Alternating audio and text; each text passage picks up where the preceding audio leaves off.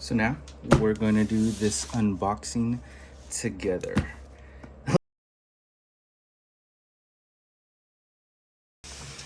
Here she is. Oh, wow. Oh, wow. Isn't that beautiful, right?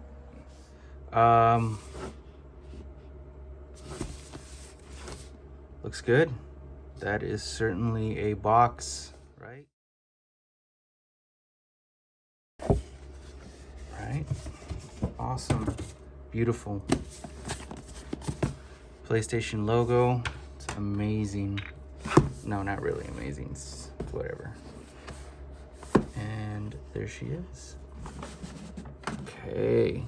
That looks pretty nice, I guess. Right? What else comes in here?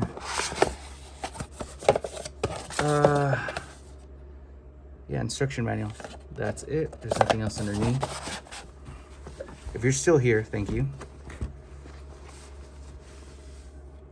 I like this. I'm gonna keep this. I can use this as a diffusion on my light. Look at that. Anyways, okay. I have ADD. So deal with me. Please. Please deal with me. Here we go. And wow. Looks great. Of these controllers, and I want to see if this one has weight.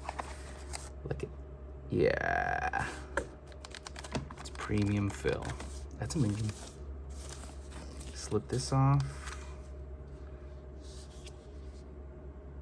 And that's pretty cool. See, little holes for the lock mechanism when you want to have this, because from what I hear is a 4-hour lifespan on the battery, because that's terrible to be honest with you. Nothing too crazy there, right? Triggers for the back, or the dials for the back, in fact, and then you have your trigger for the back. This look a lot like the Xbox ones, if I'm honest, because I do have the Xbox Elite controller. Now, there's a few things to notate or acknowledge. These for the short trigger effects. Long pull, short pull. Obviously, to be honest, it doesn't feel that much shorter, right? But I'm sure it's gonna help in the long run, right? These right here. So you can assign these, from what I know, inside of the PlayStation app, or the PlayStation, the app inside the actual PlayStation that you use. You can assign these as trigger effects, so kind of like a secondary. So instead of hitting this for jump, like if I play Call of Duty, I'm tapping this for jump, I'll just tap this. Or if I put the trigger in the back, which I'm assuming it's just magnetized, right? So it's the correct one. No, it's the wrong one. So that's how it goes. All right, it's magnetized, works. All right, it's held on pretty tight. So instead of hitting jump, what the problem I have is I slide with this, and then I'll jump with this. So now what I did on the Xbox, what I used to do is I assigned a jump on this, and I assigned my reload onto the left. So instead of hitting square, going like this, and taking my hand off of this, I would assign reload here, which is this, and then jump here, which is this, right? Awesome. Now, another thing you can do is release the, oh, yeah, you switch it over. This pops out, right? Nice little plastic cover. And as far as I know, you flip these up. Yep. These come out. Easy peasy. All right. Which is, tell me that's not cool. That's what I really wish the Xbox controller, the Elite 2, had that, right? So you just slide back in, lock it in. Same for this one. Slide back in, Lock it in. That's it. Boom, there it is. Now let's see if switch these out, right?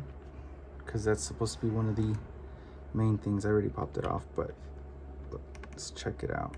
I honestly feel like I'm gonna break this thing.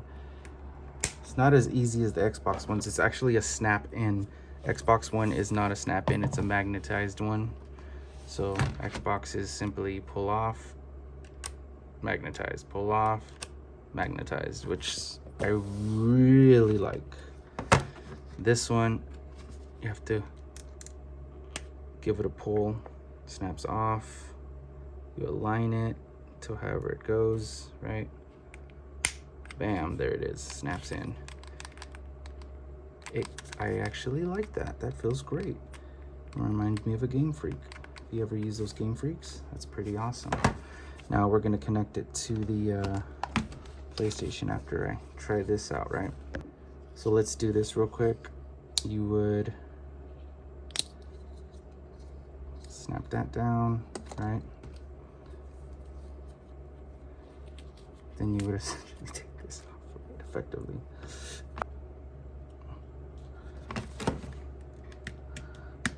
Yeah, that's how it is, just like that. It honestly feels just like the regular controller, to be honest. And if I were to compare the weight, I know they say it's a little heavier. You just pull this off, right? Yeah. Honestly, it feels just a few ounces heavier, like maybe 2 or 3 ounces heavier than this. I'm sure it's on the website, but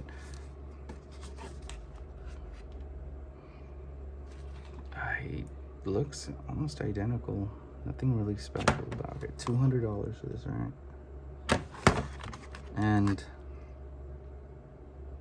yeah, so now I'm gonna fully charge it and try this out, and I'll let you know how that goes, see how long it lasts. Okay guys, so I thought I'd show you what I see. I have it connected directly, going through the prompts. FN is to assign your profiles, right?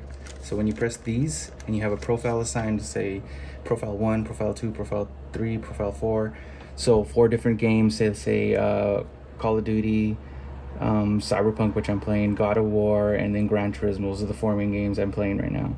So you want to set different button locations for Gran Turismo. You obviously would select right here, trigger, or this button right here, FN button, to go to profile 4. Boom, all your buttons are set for Gran Turismo. But you want to play COD right after, or switch over to COD, which is your single or your first one. Boom, you'd hit this and it would take you back to your profile 1, and it cycles through 1, 2, 3, 4, right? Which is pretty awesome. So you can set up the controller, set up everything you need to do here. Okay, custom profiles, create a custom profile. So let's create a profile, select those control and customization. So to be honest, right now I think I'm just gonna leave it at default and not assign one, but we can create one just for the, you know. So let's say you want to create R2, switch it out, or R3, or the back buttons, which you can place here. So instead of having these, you'll have the twist knobs, right? Just apply that. Stick sensitivity dead zone, left, right. Look at, I'm barely tapping that, and it tells you, look, it's already off. It's resting there. That's not very promising. So if I tap it, let's say I'm just tapping it, right? And look, it's already off center. Now it's centered. That's a little scary. All right. So you can adjust your dead zone percentage. That's awesome. So it won't register until it reaches the outside of the black circle. That's when it will register, right? So for me, I'm just gonna leave it at default for now. So trigger dead zone. How soon do you want it to register that trigger? Right, for R2.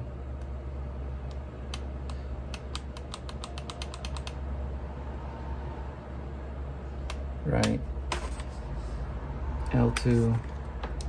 Like I said, I'm just gonna leave this at default and see, or you can apply both of them. You can mirror L2 and R2. So you set one and it'll mirror the other, right to the other. That's awesome. Vibration, I always go weak. If not, I go off, to be honest, because it saves battery, especially with this. You're gonna want the battery life, right?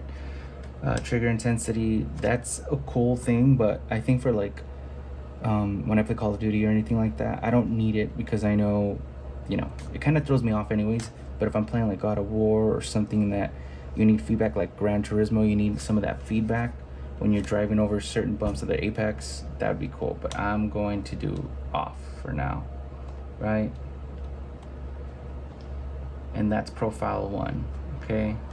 So I just assigned profile 1 with those settings.